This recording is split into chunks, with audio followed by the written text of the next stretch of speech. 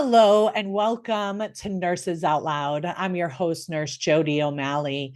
And over the last couple weeks, with the election and Trump making all of his appointments, obviously doing things different this go around than he did his first, by appointing people that I think are really going to make change. And one of those people was or is Robert F. Kennedy Jr. He is appointed to the Secretary of HHS after hopefully Congress accepts his appointment and we get to moving along with making America healthy again.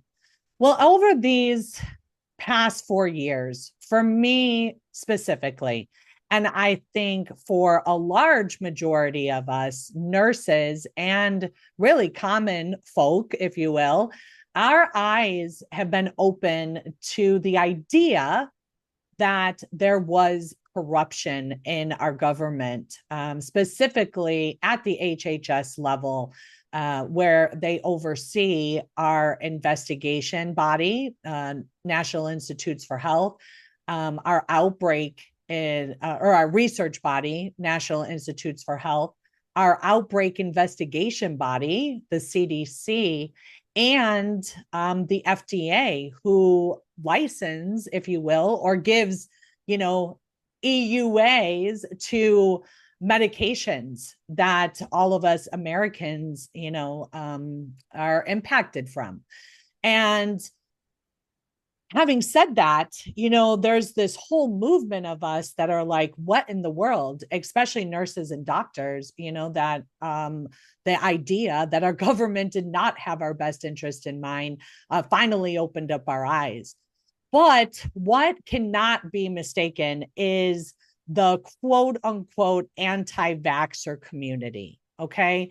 For many of us, we have been hearing about these anti-vaxxers for decades, if you will. My oldest son is 33 and he was progressing along normally. So was his cousin, who was, just a month, apart in age with him, when all of a sudden he started digressing. And in front of our eyes and our family, our large family, we noticed that this could be maybe a vaccine injury. And, what did trickle over into mainstream was a lot of us parents thinking, okay, well, maybe we will just space these vaccines out, right? Maybe if we do those types of things, our child won't be affected.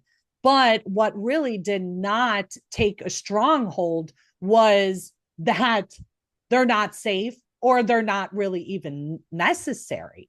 Okay. That was a big realization for many of us. And now that we have the possibility of change in our government, I really wanted to bring in a couple of the people that I have become familiar with. One is MAHA, who is the director of the Florida Children's Health Defense Chapter and also founder of reactforhope.org. We're going to listen to her story on this first half and just give an idea, because I believe that this MAHA movement is really off the backs of women and men, right? Parents of these children that were vaccine injured. And so for a lot of us, these last 4 years, we have some hope, but we got hope very quickly, right? Not like these parents that have been struggling for people to listen and to make change at a level that, would actually do some good. They've been doing this for decades. So I want to bring on Maya Hahn, and let's just start talking, Maya. How did you get involved in questioning vaccine safety? Hi, Jody. Thanks for having me on. Well, I started working with children on the spectrum, severely to profoundly affected children back in 1996, actually, at a time when very few physicians were even comfortable diagnosing autism because they'd never seen it before. I was in college, and a cluster of children, families who had children who'd regressed following the MMR in Southern Oregon, recruited us that were in the psych department to work with their children that were so severe they couldn't be in school, and we worked with them in the homes. So that was my first exposure to these kids that nobody had ever heard of. I mean, these parents had to go to a university to get a diagnosis, and that's how they actually found each other and started the React Foundation, is because they couldn't get a physician that was comfortable enough to diagnose it. And so back then it had grown to 1 in 500 kids when I came on board. Prior to that, a decade before that, it was 1 in 10,000. So there was this huge spike in kids on the spectrum. And I have, since 1996, watched autism grow and grow and grow. And now in California, it's 1 in 22 boys have autism. 1 in 36 is the average across the country. It's an epidemic that's happening to our children, and it's time that we address it. And I'm thrilled to see that Robert F. Kennedy Jr. could have a position as Secretary of HHS to get to the bottom of it, because we providers and mothers have been looking at this and really concerned for a long time. My biggest regret, however, and probably a lot of your listeners can relate, is, because both my husband and I are in healthcare, we still believe that vaccines were important, that the risk was not nearly as bad as the risk of the preventable disease. And so when it came to having our own children, we decided to vaccinate them. We did have concerns, especially with the MMR, and we did delay our children's vaccines, which I'm grateful for, but it wasn't enough. And unfortunately, all 3 of my children had vaccine reactions. My son regressed into autism at 2.5. My other son developed dyslexia and severe eczema and allergies. And then my daughter, finally, we figured out that there was a connection between these medical events and the vaccines. When my daughter was 2 months old, developed high fever, projectile vomiting, progressed to seizures, tic disorders, autoimmune disease, lupus, cutaneous lupus. So it took a lot, a kick in the butt, really, the pants, to figure out how bad the vaccines were affecting my own children, and to really recognize vaccine injury. And I think, looking at healthcare workers, providers, I think probably a lot of our kids are even more affected than maybe most of the population, because we are on board. We're on board with the vaccine program, right? We've been trained that vaccines are important and one of the greatest benefits to medicine. So I think a lot of our kids are affected. And so I have dedicated my life to exposing what's gone terribly wrong in our regulatory agencies, and the CDC and National Institutes of Health, captured science, captured medical programs, universities, by big pharma. And it's time that we, bring it back to real science, that we have open discussion, we have access to the data, and that we can actually confirm that these vaccines are safe, that they are effective. And if they're not, maybe we need to circle back around and find something that's better in public health. 100%. I think if we just understand that we were mass injecting the population, back maybe in it's been 50 years, let's say, right? Or roughly 50 years since we even started injecting. And I don't know, I think it was maybe 6 vaccine. I mean, I'm 50. So do you know how many vaccines we were given as a child compared to how many we're given now? I mean, it's like 6 to 80. The first big vaccine program was obviously the smallpox, right? In the early turn of the century, the 1900s. And then in about the 1940s, we had the polio vaccine that became the greatest polio or vaccine program. And then they slowly started bringing more in the 1970s. They added a few more. In 1980s, it was about 16 to 21 vaccines that were recommended by pediatricians. Still nothing was mandated. And then, of course, in 1986, as many people are starting to learn, is the vaccine manufacturers becoming liability free. And then it just became an all profit, no liability industry. And it just was a flood of new vaccines coming onto the market and a flood of mandating vaccines across multiple states. Mm-hmm. Right. So, and I look back at it and I see all of these somewhat, I guess they say, not childhood diseases, not childhood ailments like ear infections, swollen tonsils, right? Like I was one of the children that needed to get the adenoids, the ear tubes in the ears and the tonsils out because I suffered with it for years. It was, I think I was like 9 or 10. But I would just remember having ear infection over and over again. And I look back and I think, was that a vaccine injury? Possibly. Then I look at my daughter who was a month old and hospitalized with a high fever, and in and out of the hospital for about 2 years, okay, with trouble breathing. And so then I'm looking, I'm like, was that an injury? Was my daughter injured at that, and I think with what we're seeing that we've just normalized these things. Right. Ear infections are now normal. They didn't used to be. Chronic allergies are now normal. They didn't used to be. All of these new chronic health conditions in pediatrics and our children used to be healthy, and now our children are chronically ill. Yep, chronically ill. And so you have your story with your children. I did listen to it. I'm going to put the link in here, guys. It's only like 4 minutes long, but will you just take us through that? Like what was happening with your kids, and when did you start to speak out and realize like, hey, I need to like do something here? Right. Well, my oldest, as I said, regressed at 2.5. And at that point, I've been an autism specialist for many years.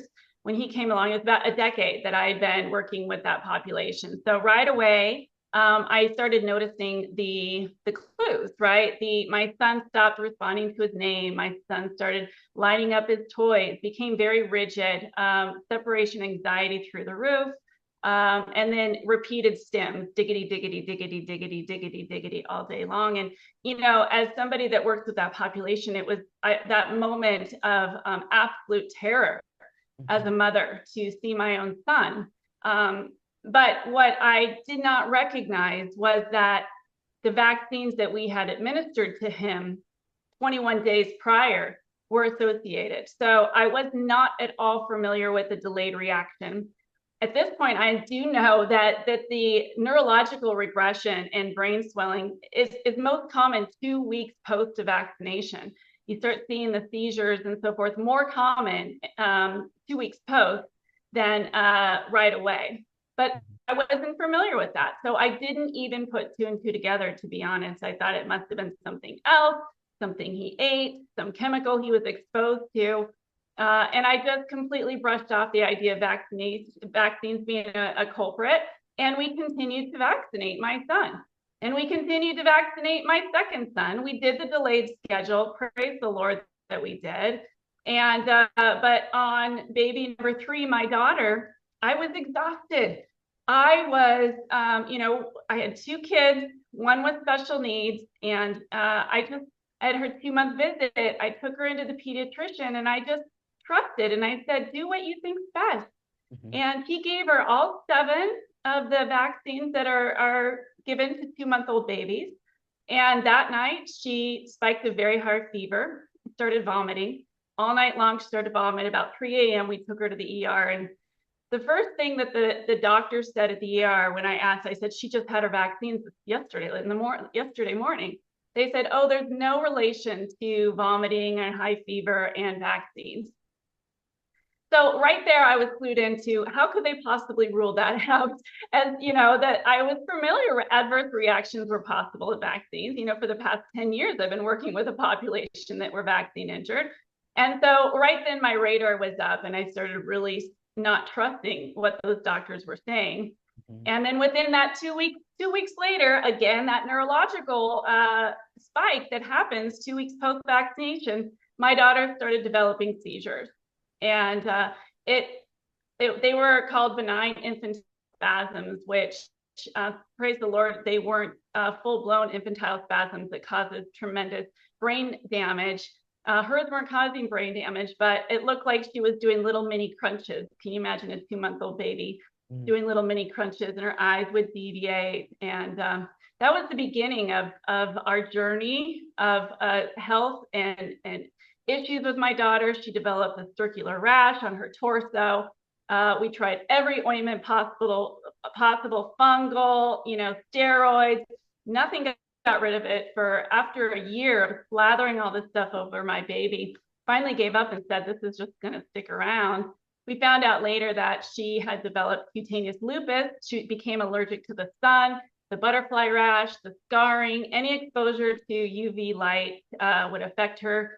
Started leaking protein from her kidneys, and she developed 7 different food allergies overnight after her vaccines, and she became allergic to my own breast milk. We ended up having to switch over to amino acid formula because it's the only thing that she could digest. It's been awful, and from then on was my moment of how do I heal my children? And who can I find and seek out that knows what's gone wrong with my children? Because a lot of the medical professions had no idea. They wouldn't even acknowledge that this was a vaccine injury, let alone have any idea how to help my kids. Mm-hmm. And that process was really interesting too, because my kids' pediatricians were so adamant that these problems in my kids were not from vaccines, that they continued to push the vaccines. And when I refused, they kicked us out of the pediatrician's office. It's been very eye-opening, and I now just work on educating parents. What does vaccine injury look like? Learn the subtle signs of these injuries before something massively happens. Learn, that high fevers and allergies and eczema and sleep disorders, ear infections, all of these can be attributed to a vaccine injury. And if the sooner that we recognize that, and the sooner we understand that our kids are getting toxic loads of aluminum and other adjuvants and poisons in those vaccines, the sooner we can learn to detox our kids and try to get their health back. Mm-hmm. Right. And I hear from a lot of COVID injured people that if it was made aware to if treatment was given right away, post these inflammatory responses due to the injections, they would have had a much better chance of healing. And because so many people had been gaslit, they were told that they're crazy, that it was anxiety, that it couldn't possibly be the injection. They didn't get the help that they needed right away. And so what would you say to any nurses that are out there, or doctors out there listening to this show? What would you say to them, if they are in a space where they are, if it's a role to inject, right, and to give these immunizations? Any advice you would give to them? I would hope that anyone that's listening, any provider, really does their due diligence and researches what is in those vaccine inserts and the potential adverse reactions to those, be made very aware of those, and communicate that to your patients before they inject. True informed consent is absolutely necessary. And to know that if those parents do not know and they're only given a piece of paper that says, the worst thing could be a swelling at the injection site and a mild fever, give them Tylenol, that is really doing that child, your patients, a disservice.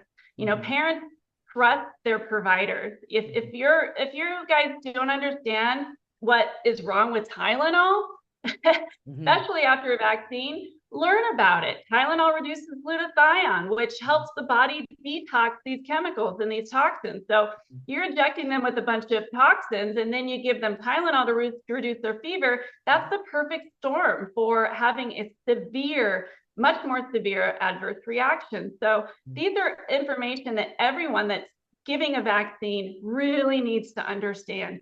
Learn the potential adverse reactions. Don't gaslight your patients. Tell them everything that they could possibly look for, what's going to be happening in the next month post that vaccination, not just overnight, to report and track any of those things, and to come back into the office and to document those adverse reactions and have a frank conversation. Are those injections causing your child harm? And if so, what's the new plan going forward to protect their health and not to get worse chronic conditions, and to also protect from communicable diseases? You know, this is 2024. Many of these diseases that we vaccinate for are treatable. We need to understand the risks versus benefits of each one of these injections. If it's a disease that is treatable, why would we want to inject toxic levels of aluminum into these new babies? Maybe we need to reanalyze how we're approaching public health. Yes, 100%. I agree with you on that. I tell people, the Tdap vaccine is real big in the emergency room, and when they, have a cut on a rusty nail, they're supposed to have, or a bug bite, right? Or a bug bite. And they want to give DTaP for bug bites now. Yes. Yep. I did not know because that. they can carry those neurotoxins. Okay. Oh, and I make sure to let people know that, first of all, it's not just the tetanus that they're getting the diphtheria and the pertussis, and they're like, wait, what? Should I get it? And then I always say, are you asking me my opinion? And then when they say yes, then I give it to them. And I say, you know what? I don't inject anymore. And I would not inject anymore into my kids or my grandbaby, if that tells you anything. I said, there's simply just not enough research. And like you said, are these preventable? And then I also let people know, and I tell them this, I said, okay, let me ask you a question. If you get sick and you feel like you got the flu, are you going to your doctors to test? And they say, no, pretty much. I just stay home and I treat myself. And I say, exactly. So how do we know that it was the flu shot, or that the flu shot didn't work, right? If people aren't being followed up with. There's so many more people that are not being followed up with, that we don't have the data, and actually last week I interviewed Brianne Dressen, who was in the clinical trial. And she said that on the phone, on her app, that she was supposed to report any side effects that she was having. There was not an option to report some of the side effects that they were having. There was no field in there that they could, write a short paragraph of their symptoms. If it didn't fall in line with pain at the injection site, fever, chills, malaise, lethargy, or whatever, there was no way to say, hey, I can't feel my fingertips, or I'm shaking, right? So how are we really following along? And the fact is that I know enough now that we don't, that I feel 100% comfortable to say, be careful. We don't have all the information. 100%. We need a lot better tracking. VAERS was set up in 1986 when they became liability free. But it is a faulty system. And Harvard University, actually, I don't know if your listeners know this, the CDC commissioned Harvard to analyze how well VAERS was capturing that data. And they came back and said that it was actually less than 1% of the true adverse reactions were being captured, which means if you look at the VAERS data throughout the last few decades, and you can times it, by 99%, see what actually adverse reactions could potentially be lost that we're not actually capturing. So we need a whole new system. Mm-hmm. We need a mandatory reporting system that actually is being utilized. I don't know if most providers realize that you are mandatory reporters on vaccine injuries. Mm-hmm. To put it in VAERS, how many providers are actually doing that? It's just not happening. So it's not happening because they're not recognizing the idea of an app, but the app has to be able to be open-ended so that those reactions can be captured. That's right. You have to first recognize it before you have to ask the question before you can even go down that path. Well, Maya, thank you so much for your time here today. Any last closing thoughts? Yes, thank you. Well, I'm hoping we do have this foundation called REACT, Research and Education for Autistic Children's Treatment. And it's the holiday season of giving. And I'm hoping that people will dig deep and help the kids that we sponsor. We sponsor scholarships for them to get functional health medical assistance that they cannot afford and insurance doesn't pay for, as well as Speller's therapy. And if people don't yet know about Speller's, please watch the movie Speller's the movie. It's on YouTube. It is life-changing. It's changed my life as a provider of autism, not recognizing that a lot of our nonverbal autistic people are actually suffering from severe global apraxia that's undiagnosed. But they're in there, they want to speak, they want to have a voice, and now we have a therapeutic model that can give them that voice. So please consider donating to REACT, reactforhope.org, and help out some families. Absolutely. That's right. It's the end of the year, guys. Your tax write-offs. It is a tax deductible, correct? It is 501c3 charity organization. Perfect. Yes, guys, go there and support. It's nice to have an organization that we know that the donations are really going to help the people and not all the overhead giving, $1 million bonuses to those that are, you're not making $1 million, right? Yes, we are 100% volunteer organization. All those dollars go to families in need. So it's a trusted organization, and look up our board. We have amazing physicians and scientists on our board that are really behind us. So thank you for your support. And thank you, Jody, for being a voice for all these healthcare workers that are seeking answers. Thank you. Absolutely. And guys, this is a good time of the year to even consider detoxing and doing a detox of your microbiome in your gut. I mean, most of our immunity begins in the gut. And if we are not properly evacuating and, obviously putting all of the chemicals that we know are in there, hopefully Bobby will clean that up. That would be nice. But in the meantime, go check out chemicalfreebody.com. And if you go to chemicalfreebody.com/out loud and use the code out loud, you will get a discount found on no other place here on our platforms to get a discount. I believe it's 25% off.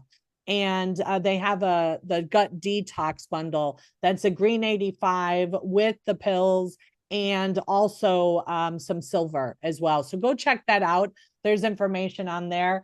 And we will be right back after the break with Tia Severino hearing her story. Thank you, Maya. Thank you. Bye, guys. Welcome back to Nurses Out Loud. On this segment, guys, I have Tia Severino, who is going to share her story. She's been in this space about the last 15 years after her son was diagnosed with injuries. And again, I just think it's really important to understand that this movement really did not come up overnight.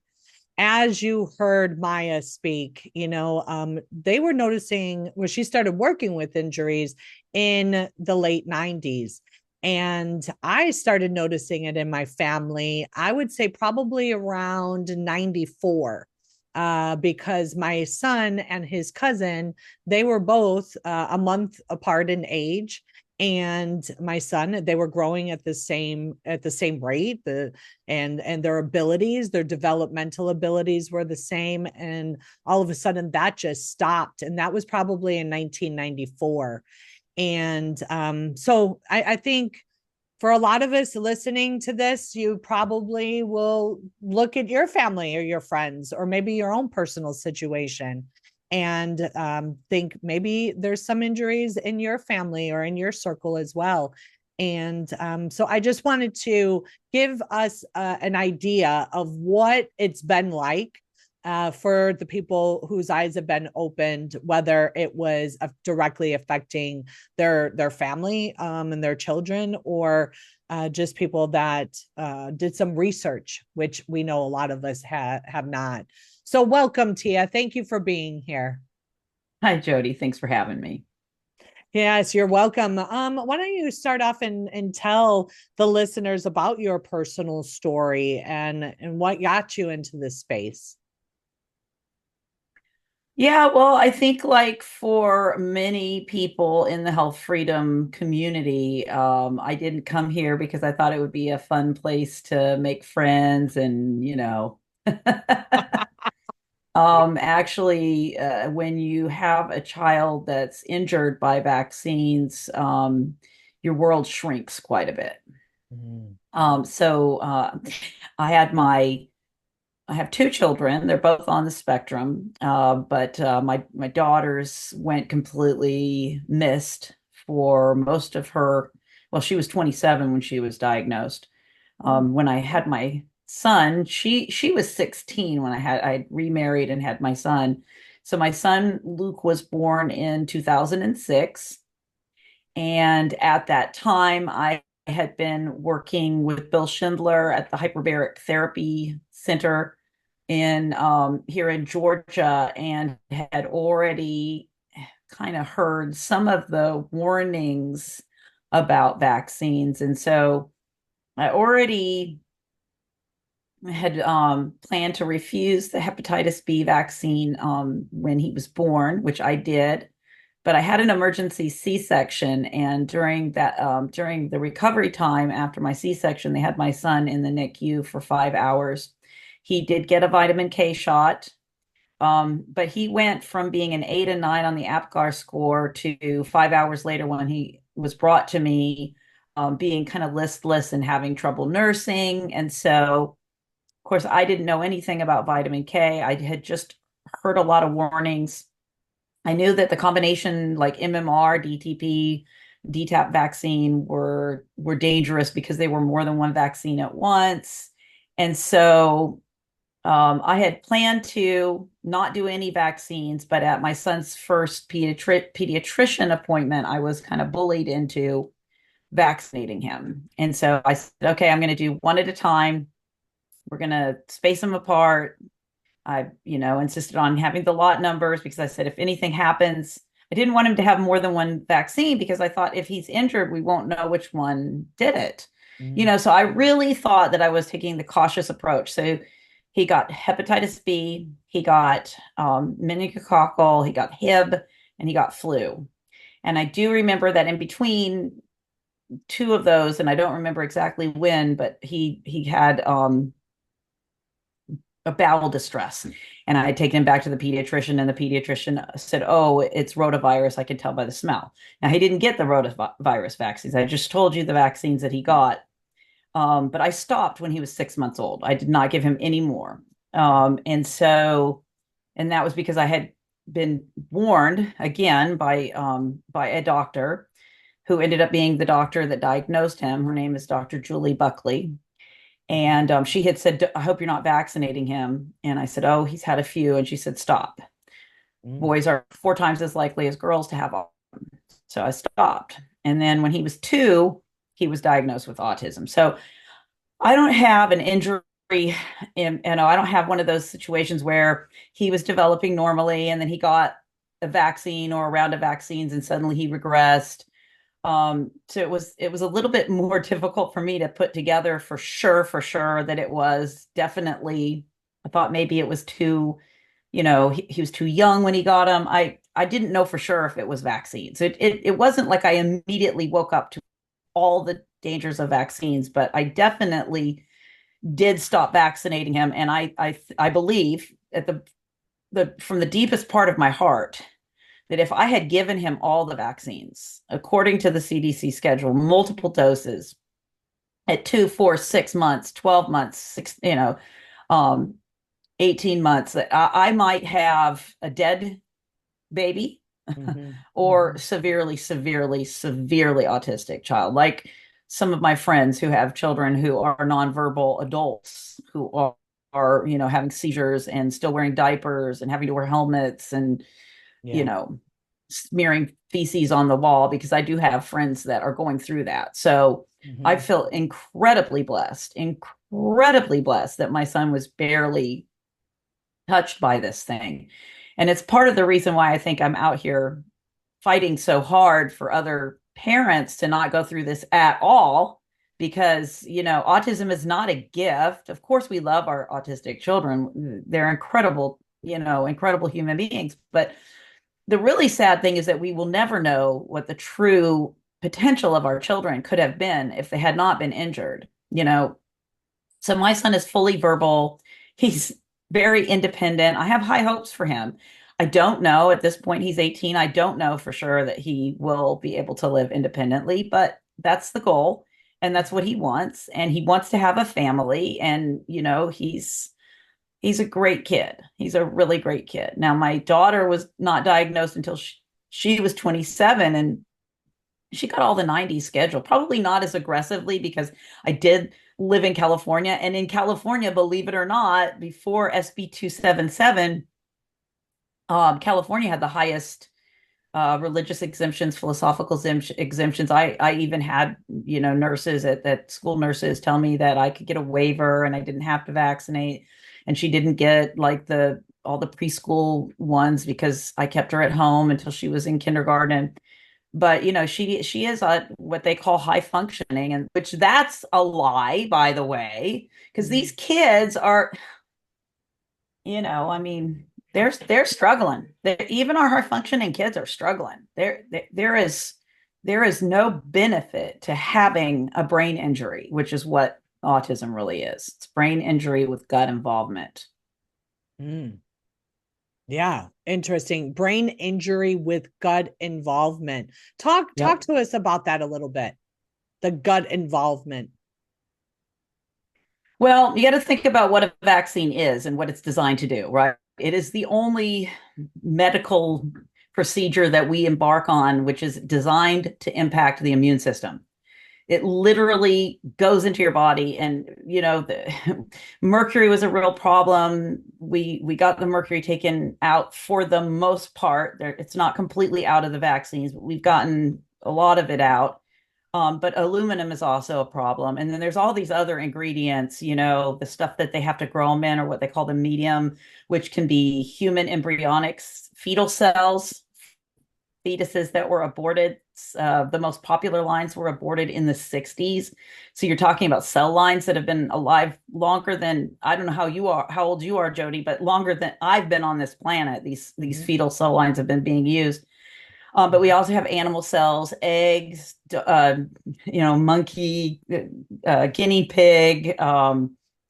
It's crazy. It sounds like a witch's brew. Formaldehyde. I mean, there's all kinds of stuff in there, but the adjuvants like aluminum are put in there to stimulate an immune response. Well, most of your immune system is in your gut.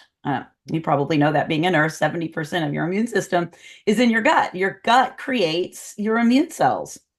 And so when you have something that so aggressively stimulates the immune system, it can cause disruption in the gut.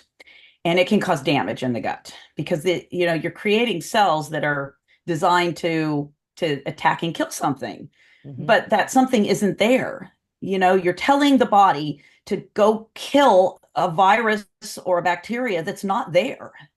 And so because it's being stimulated to create this immune response to whatever's in the area of the adjuvant, whether it's the virus itself or the leftover bits of cells from like bovine fetal serum and I mean, you know, all these different animal cells. And then you have glyphosate, which is a contaminant. I don't know if you know this, Jody, but they've done studies where they tested all the vaccines that are on the market and for the presence of glyphosate, which is an herbicide that's used in our crops. And glyphosate was found in all the samples that they tested. So, and you're talking about something that's sprayed on 70% of our conventional food crops. So if you're eating bread, you're eating any kind of like wheat or any like corn is highly toxified with glyphosate, you're actually creating, your body is creating an immune response, but this glyphosate kills your gut bacteria. So you have layers upon layers, and which is why it's so exciting what Robert F. Kennedy wants to do. He's not just concerned about vaccines, which is a big reason why a lot of us love him, because he got pulled into this fight kicking and screaming in 2004 by an autism mom, because we are the fiercest things on this planet.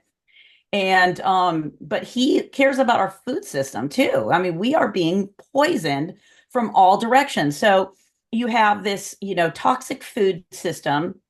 You have a body that has been set up to create an inflammatory response to things that aren't even there, or things that are there, but that's not what it was. Like you're getting injected with a hepatitis B vaccine that has, you know, I forget what the medium is, but it does have aluminum in it. And so whatever that hepatitis B virus was grown on, now your body is creating an immune response to the hepatitis B virus, plus whatever the medium was that it was grown on, plus you've got glyphosate now in the mix, and it's causing gut damage. And then you're eating food that's causing inflammation and gut damage. And, you know, you've heard of something called leaky gut. Mm-hmm. Yes. So leaky gut is where your gut becomes permeable, and so the contents of your gut can leak into the blood supply, and it can go all through your body. And you can have, I mean, I don't want to get too engrossed in the gut. I love talking about the gut though, because people don't realize how freaking important it is. It literally is your second brain. They've done experiments where they've cut the connection between the gut and the brain. The brain dies, but the gut can go on living. So that tells you how important it is. And most of your immune system is in your gut. So if your gut is out of whack, you're going to be open. You're going to have a weaker immune system. And so, yeah. And then the brain damage is caused by another ingredient called polysorbate 80, which is in the vaccines, which actually opens up your blood-brain barrier and allows the toxins, the metals that are in the vaccines to go into the brain and causes brain damage. So now you have a gut that's all inflamed and out of whack, and your brain is trying to like right the ship because it's inflamed and it's damaged. And so, you know, the best thing that you can do, whether you are diagnosed with autism or not, is take care of your gut, because thank you. I wanted you to kind of go off on that tangent, because people don't realize the connection, the gut brain connection, and or even understanding the adjuvants. I know I didn't, Tia. I tell you all the time, and you know, Kimberly, she's right up there with me. We're both like, oh my gosh, we have heard in our circles about delaying the injections, refusing certain ones, you know, doing it, slow rolling them. Even me as a 16-year-old mom, towards 16 and 20, having two babies, I heard some musings about this, right? And so when it came time to you know, decide to inject my kids or not, I did go into the pediatrician's office saying, I think I'm going to delay them, or I don't think I want this one. And how I was gaslit by the pediatrician's office to do it. And so, like many people, we see a doctor or a nurse, and this is their job. They're doing this day in and day out, and they tell us we need it and we should do it. Most of us comply. Most of us. I know I did. And so, Jody, you're a nurse. and well, I wasn't a nurse then. I didn't become a Okay. nurse until 20 years later. But But, still, but you're a having nurse, said that, but you're a nurse now. I'm a nurse How now. much training did you get on vaccines? Not 20 minutes. It literally was, here is the schedule. This is what you recommend, tell people that they need. And if there is a reaction, you are going to notice it immediately, right? We weren't taught to, document all the injuries or the fevers or, chills or gut issues that happened, now as a nurse, when I have somebody come in to the emergency room and I triage them and I ask them, have you had any injections recently? Mm-hmm. And then but they didn't teach us that, Tia. They didn't tell us that, right? Do you In think that school. doctors get more of an education on vaccines than nurses No, do? no, No, not they at don't. all. No, they No. don't. So what has it been like uh have you seen a big change in this space over the last 4 years? Because I know for me, my eyes were just opened up over the last few. Well, what's it been like for you, for in your community, to have us nurses or doctors or even just people open their eyes up and start screaming from the rooftops like, hey, something might be wrong here? Yeah, no, it's been really great. I have been, since my son's injury, I've been doing this journalism activism thing for quite a while now. And after the film Vaxxed came out, which I was a big part of, helping Vaxxed become a worldwide, I would say, grassroots movement, not just a movie. But for many years, I was going to the CDC because I live here in Atlanta.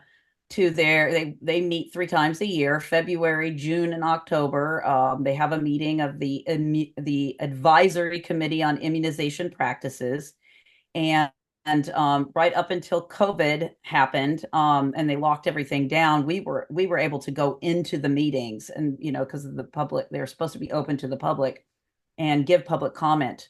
And for many years, I was bringing tons of people to, I mean, they even changed the rules about how many people could speak and changed it to a lottery where you had to sign up and get your name pulled out of a hat if you wanted to speak. So our whole purpose on Inundate the CDC, which was a group effort. I wasn't the only one, but I was one of the main people that was trying to get people to come to the CDC. We were just going to keep going until they started to listen to us or kicked us out completely. So it turned out they kicked us out completely, which is, we'll get back in there now that Bobby's heading it up and Dave Weldon is going to be the head of the CDC, which is absolutely phenomenal. One of my big requests is that they open up those meetings so we can get back in there. But when I was at the last meeting, Nancy Messonnier, who is like the unofficial leader of the ACIP, she gave a whole presentation on COVID to a standing ovation. Myself and Patricia Neuenschwander were the only ones in the room that didn't stand up and give a clap, a standing ovation to this presentation. We both just looked at each other like, what the hell is going on, right? And then a month later, we were all locked down.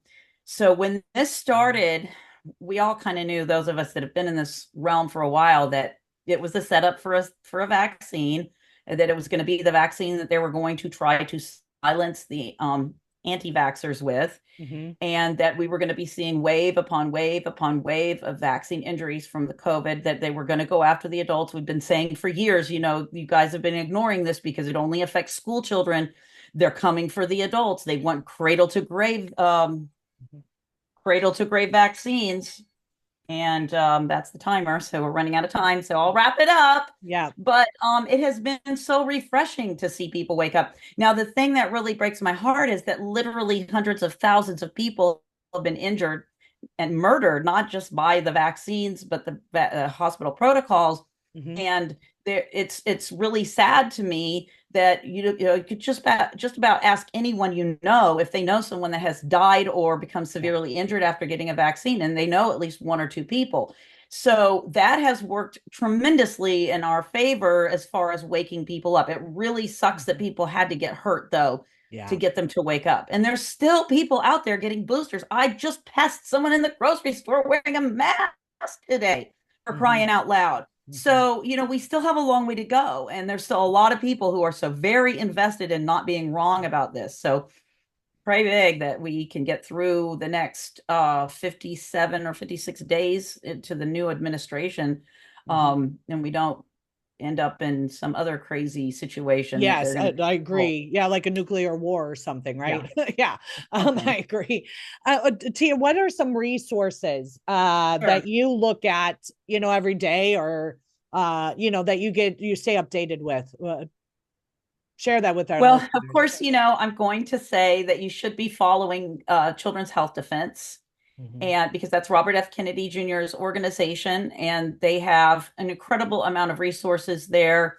They're doing incredible things, both legally and education wise. CHD TV, which is headed up by my good friend Paulie Tommy, where you can, they've got all kinds of shows on there, and you can really, if you don't think the vaccine injury is a real thing, you can go watch some of those videos, the testimonies. There's literally thousands of testimonies out there now. People that have been injured by the approved vaccines, people that have been injured by the COVID vaccines, people that have been killed by the hospital protocols. Those are all there. Another great resource. You should be following the High Wire and everything that Del Bigtree is doing with ICANN. ICANN Decide Informed Action Network, and Informed Consent Action Network. I'm sorry, Informed Consent Action Network. Yeah, and I would just say try to get your news from reliable sources, and that means you'll be turning your TV off and maybe going to some independent journalist sites. Those are two that I've just given you. I don't want to load people up too much, but you can follow me on Rumble. You can find me on almost every social media platform. Tia Severino. I am at Vaxxed, ATL, VAXXED, for Atlanta, on X. I want to call it Twitter, but it's not Twitter anymore. It's X. And on Facebook, I'm Tia Severino. I'm on Instagram and Truth Network, and basically you can find me just about everywhere. I'm most active on Facebook and X. So that's where you're going to see the most action. And I do have my Next Steps conference videos up on Rumble. So go check out the Next Steps Shifting the Paradigm channel on Rumble. You can find content on Rumble there also, from some of my other things that I've done in the past, like The People's Truth with Tia Severino on Rumble. You just search my name, TIASEVERINO. Awesome. Thank you so much, Tia. Well, guys, there have been people that came before us, and there'll be people that come after us. There are many of us who understand what's going on. But I think the one thing that we lack is the courage to speak the truth. Okay. And so many people just kept their head down. They said, it's not my business. Well, it is our business. When we know the truth, it is our duty to speak it so we can save other people from harm, or at least let them know that studies are not being done, proper testing is not being done, and that there is a lot of things that need to change. And we do have hope, that the change is going to come. Okay. But no man, no person is here that is going to save us. All right. It is going to be the power of the people, the power of community, the power of courage, the power of speaking truth to power. And that is what we here at Nurses Out Loud tried to do, is to bring you varying opposing views and our opinions on what's happening in the landscape of healthcare. And so make sure that you are following our show and that you are subscribed, whatever channel that you are listening to us on. All of our shows go to podcast. We also have americaoutloud.com/nurses out loud. But now we also have our own website, guys, nursesoutloud.com. And you can stay up to date on what all of your nurses are doing. And we plan on just increasing more and more education on that platform. So nursesoutloud.com, check us out. And until next time, friends, be safe, be well, and God bless.